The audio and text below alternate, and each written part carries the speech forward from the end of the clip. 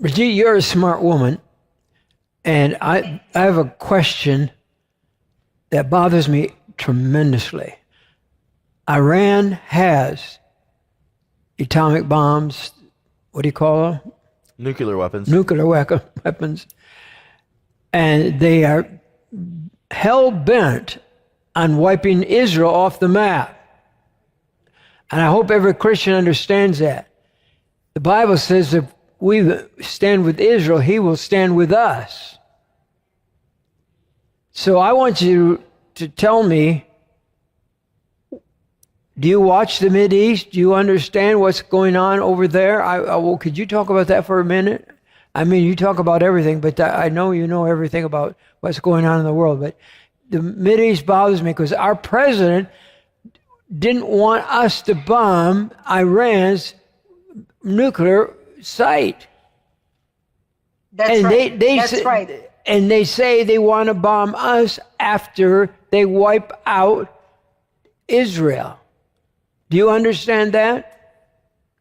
Exactly. This is an area, this is what I focus on. This is actually my main focus, Middle East policy and the ramification, because whatever happens in the Middle East affects the rest of the world. Because Iran, the terrorist, the Iran working with Russia and North Korea. I mean, you talk about our enemies coming together to create a counterbalance to the United States.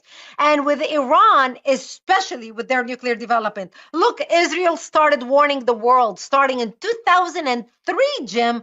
2003, Israel started sending ambassadors out, traveling to warning countries in the world about Iran trying to develop nuclear heads to attack the United States and Israel. Nobody wanted to believe them. Everybody thought they're crazy. I mean, look, even Obama signed an Iran deal with Iran in 2014, 2015. Remember, we were shouting and screaming and trying everything we can to stop that deal. But here's the interesting thing.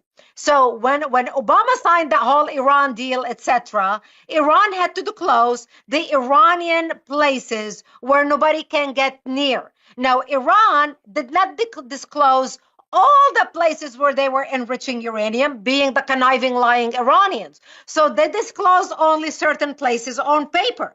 And so these are the places that are recognized internationally that Israel cannot attack. And America cannot approve any attack against those areas, locations listed internationally on that deal. But here's where it backfired on the Iranians. Israel knows exactly where Iran is enriching uranium. Now, there are areas that Iran was enriching uranium in, but they did not list them on the list. When Israel attacked Iran 2 months ago or a month ago with the huge attack retaliation against Iran, Israel asked permission from the United States to attack Iranian installations, not the nuclear sites, but sites were not listed on the nuclear sites. And America said, okay, sure, you can attack that. That does not get us in trouble. Well, guess what?